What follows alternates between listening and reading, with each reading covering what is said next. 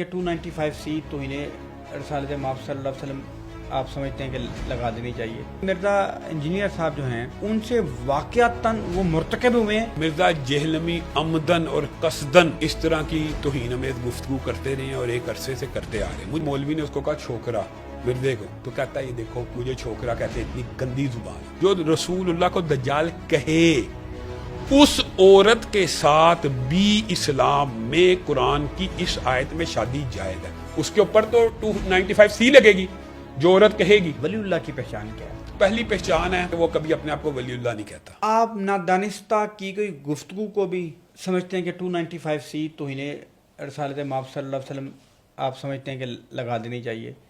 آپ تو اہل حدیث علماء کے اوپر تو آپ کا خود اعتراف ہے کہ بہت زیادہ مقدمات جو ہیں سب سے زیادہ بنائے گئے. آپ تو حدیث کا وکٹم ہیں، تو آپ کیا سمجھتے ہیں کہ مرزا انجینئر صاحب جو ہیں ان سے واقعتاً وہ مرتکب ہوئے ہیں؟ بنیادی طور پہ طارق بھائی جو آپ نے سوال کیا اس کے دو پہلو ہیں.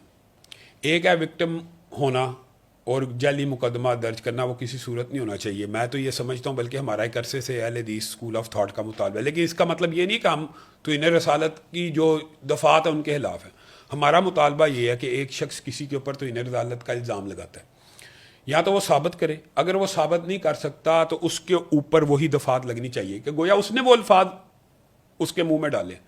جہاں تک تعلق ہے مرزا جہلمی کے حوالے سے، تو میں یہ ایماندارانہ سمجھتا ہوں کہ مرزا جہلمی عمدن اور قصدن اس طرح کی توہین آمیز گفتگو کرتے رہے ہیں اور ایک عرصے سے کرتے آ رہے ہیں. مجھے ایک بات بتلائیے، انہوں نے ایک جملہ، یہ پہلا جملہ نہیں ہے، انہوں نے اس سے پہلے بھی بے شمار صحابہ کرام کے بارے میں، خود رسول اللہ صلی اللہ علیہ وسلم کے بارے میں یہ کہا یہودی کہتے ہیں، یہ کل کا چھوکرا ہے.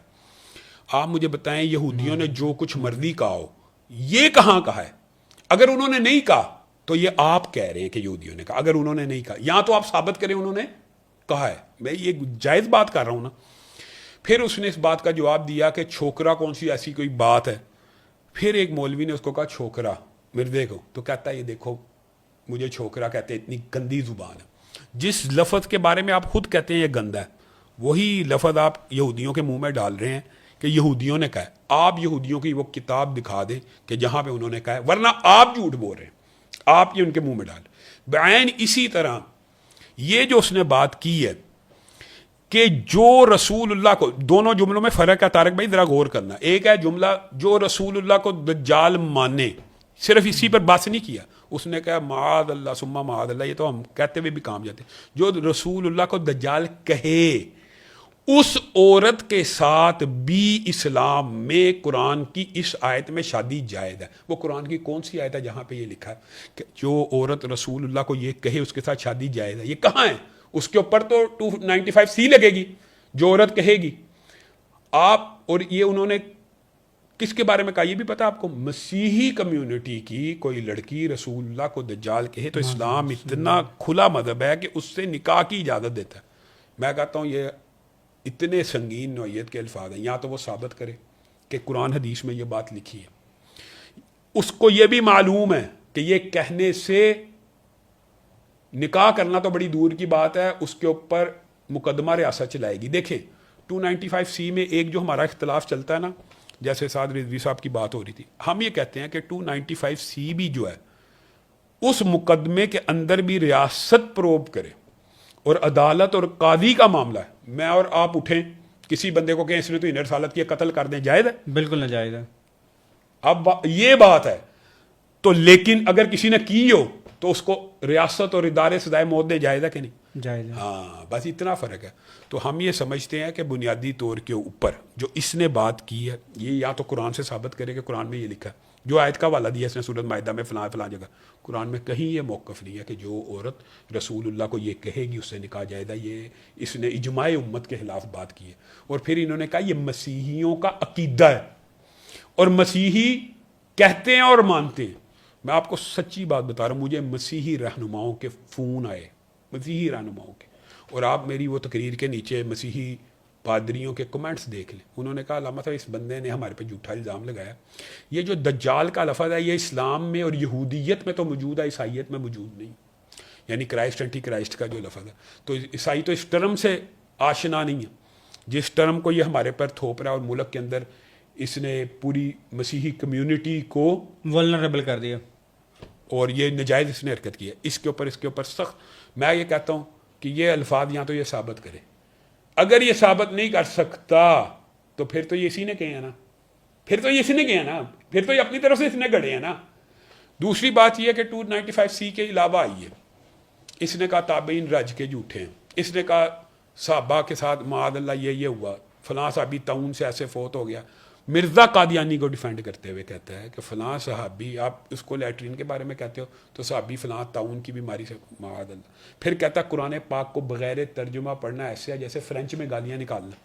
یار قرآن پاک کو ترجمے سے پڑھنا چاہیے, لیکن کیا الف لام میم پڑھنا ثواب ہے کہ نہیں؟ الف لام میم کا ترجمہ آپ کو آتا ہے؟ نہیں آتا. 30 نیکیاں ملتی ہیں, صحیح حدیث ہے, ملتی ہیں. تو بغیر ترجمہ پڑھنا کہتا ہے فرینچ میں گالیاں نکالنا. یہ توہین نہیں ہے, یہ سری گستاخی ہے. مرزا صاحب کی زبان آج ان کو اس موڑ پہ لے آئی ہے کہ وہ آج ان مقدمات کا سامنا کر رہے ہیں. ہم تو ایک عرصے سے آپ کو لگتا ہے کہ یہ مقدمات جائز ہے؟ موقف جو انہوں نے دیا ہے اس کے میں اس موقف کا قائل نہیں ہوں کہ مرزا کو قتل کر دیا جائے. دونوں میں پہلے وضاحت کر دی کہ آپ نے اور میں نے قانون ہاتھ میں نہیں لینا. عدالت اور قاضی نزدیک اب عدالتوں کے ذریعے مرزا انجینئر کو سزائے موت سے کوئی نہیں بچا سکتا. نہیں, یہ میں نہیں کہتا. عدالتوں کے ذریعے جو اس کی سزا بنتی ہے اس کو دینی چاہیے. توہین صحابہ, لیکن آپ کے نزدیک اس کی سزائے موت ہے. عدالتیں فیصلہ کریں گی کہ میں کروں گا. مجھے نہیں کہنا چاہیے, میرا یہ ڈسکرپشن نہیں ہے. یہی اسی چیز کے ہم خلاف ہیں. میں کہوں, آپ کہیں نہیں, ہم یہ کہیں کہ یہ ہمارے پاکستان کے آئین میں لکھا ہوا ہے. آپ کے نزدیک 295C جو اس کے اوپر لگی ہے جائز لگی ہے؟ جائز اس لیے لگی. 295C کی جو میں کہتا ہوں جو موت ہے, ہاں درست ہے. اگر یہ ثابت ہو جاتا ہے کہ یہ اس نے اپنی طرف سے الفاظ گڑے ہیں, عدالت کو ثابت کرے کہ میں نے. آپ نے تو ابھی بیٹھے بیٹھے کہا جی کہ اپنی طرف سے گھڑے ایسے ہے ہی نہیں. تو پھر اس کا مطلب ہے تو آپ تو کہہ رہے ہیں فائل لگے گا. اس کو بہرحال اس فتنے کو اور اس کی گمراہی کو. باقی سر یار میں آپ کو ایک بات بتاؤں طارق بھائی, اس نے ایک بندے کی نہیں, اس نے صحابہ کی, تابعین کی, انبیاء کی, اس کا چلن تھا. علماء جو ہیں یہ میرے سے ذرا جملہ معترضہ ہے. کوئی بات نہیں, تسی آپس ہی لڑتے رہے, تانوں انجینئر لکوں لے گیا.